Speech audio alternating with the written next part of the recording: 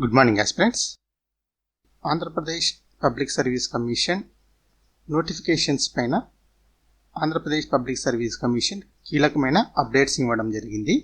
ఈ అప్డేట్స్ని ఒక్కొక్కటి మనం పరిశీలిస్తే ముఖ్యంగా group 1, group 2, DyEO, FRO, polytechnic college lecturers, junior college lecturers, degree college lecturers, pollution control board మొదలైన నోటిఫికేషన్స్కి సంబంధించి కీలకమైన అంశాలపైన అప్డేట్ ఇవ్వడం జరిగింది.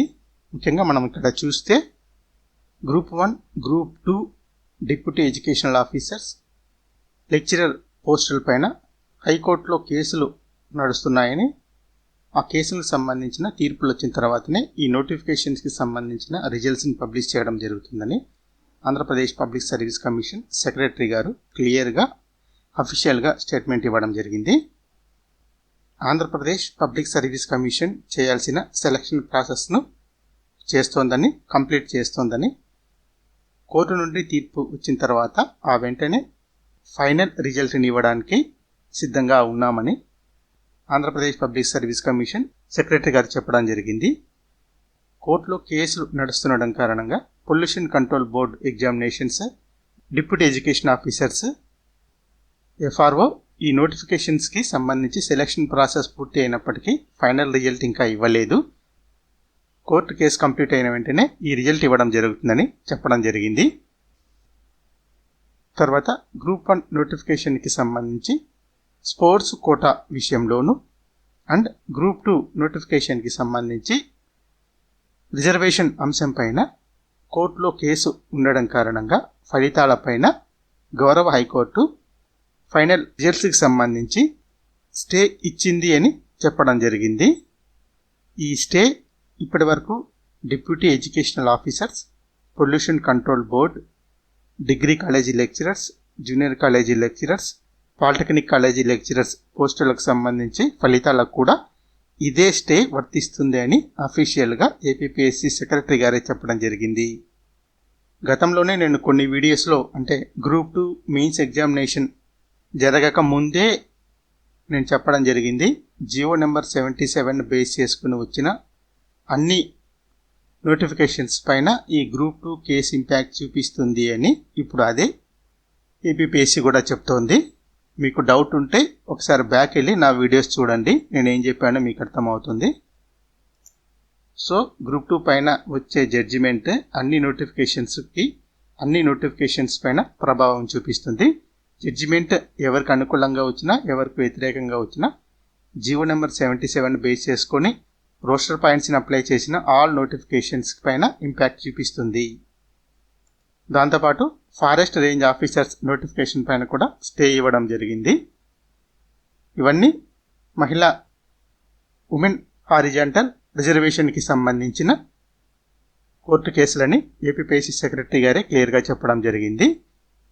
ఈ అప్డేట్స్ అన్ని గతంలో జారీ చేసిన నోటిఫికేషన్స్కి సంబంధించి. And one more important point ఏంటంటే గత నోటిఫికేషన్స్లో మిగిలిపోయిన వేకెన్సీస్ని క్యారీ ఫార్వర్డ్ వేకెన్సీస్గా నిర్ధారణ చేసి అవి 78 ఉన్నాయంట, 78. వాటి డీటెయిల్స్ని త్వరలో ఏపీపీఎస్సీని అఫీషియల్గా పేర్కొనడం జరుగుతుంది. సో ఈ 78 వేకెన్సీస్కి ఏపీపీఎస్సీ ఈ మంత్ ఎండింగ్లో నోటిఫికేషన్స్ని అంటే కొత్త నోటిఫికేషన్స్ని జారీ చేయబోతోంది. ఇవి కొత్త నోటిఫికేషన్స్, ఈ కోర్టు కేసులు ఉండేటివి పాత నోటిఫికేషన్స్ అన్నమాట. నెక్స్ట్ అప్డేట్ 2025లో జారీ చేసిన forest beat officers, assistant beat officers ఈ నోటిఫికేషన్స్కి సంబంధించి 691 వేకెన్సీస్ ఉన్నాయి. వీటికి 117,958 మంది అప్లై చేశారని, దాంతోపాటు 100 ఫారెస్ట్ సెక్షన్ ఆఫీసర్స్ ఈ వేకెన్సీస్కి 19,568 మంది అప్లై చేశారని, వీరందరికీ సెప్టెంబర్ 7 నుండి సెప్టెంబర్ 13 వరకు ఎగ్జామినేషన్స్ని కండక్ట్ చేయడం జరుగుతుందని ఏపీపీఎస్సీ అఫీషియల్గా ప్రకటించింది. అండ్ ఏపీపీఎస్సీ చేస్తున్న మరో ముఖ్యమైన సూచన ఏంటంటే అందరి అభ్యర్థులకి ఓఎంఆర్ షీట్కి సంబంధించి అన్నమాట, మీరు ఆన్సర్స్ని బబుల్ చేసే సమయంలో తగిన జాగ్రత్తలు తీసుకోవాలని, తప్పులు చేయొద్దని పదే తెలియజేస్తోంది. మరీ ముఖ్యంగా కొందరు బబుల్ చేసిన తర్వాత వాటిని కొట్టేయడం కానీ వాటిపైన వైట్నర్ వేయడం కానీ గోళ్లతో చెరిపేయడానికి ట్రై చేయడం కానీ ఇలా చేస్తున్నారంట. ఇలా చేయొద్దండి.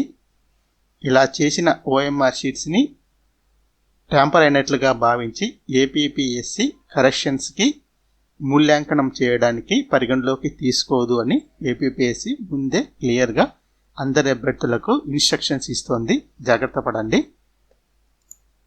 అండ్ నెగిటివ్ మార్క్స్ కూడా ఉన్నాయి. జాగ్రత్త పడండి. జాగ్రత్తగా ఆన్సర్స్ని ఎంపిక చేసుకోండి అని ఏపీపీఎస్సి అభ్యర్థులకు సూచిస్తోంది.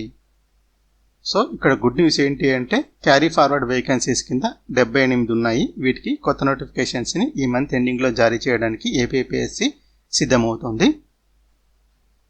తర్వాత next point group 1, group 2 deputy education officers, FRO, polytechnic lecturers, junior college lecturers, degree college lecturers, pollution control board మొదలైన నోటిఫికేషన్స్కి సంబంధించిన రిజల్ట్స్ అన్నీ కూడా కోర్టు జడ్జిమెంట్ తర్వాతనే ఇవ్వడం జరుగుతుందని ఏపీపీఎస్సి అఫీషియల్గా ప్రకటించింది. బట్ ఏపీపీఎస్సి చేయాల్సిన సెలక్షన్ ప్రాసెస్ మాత్రం కంప్లీట్ చేస్తుంది. ఆంధ్రప్రదేశ్ పబ్లిక్ సర్వీస్ కమిషన్ ఇచ్చిన అప్డేట్స్ ఇవి. ఈ అప్డేట్స్ని పరిగణలోకి తీసుకొని మీ ప్రిపరేషన్ ప్లాన్ను సిద్ధం చేసుకోండి.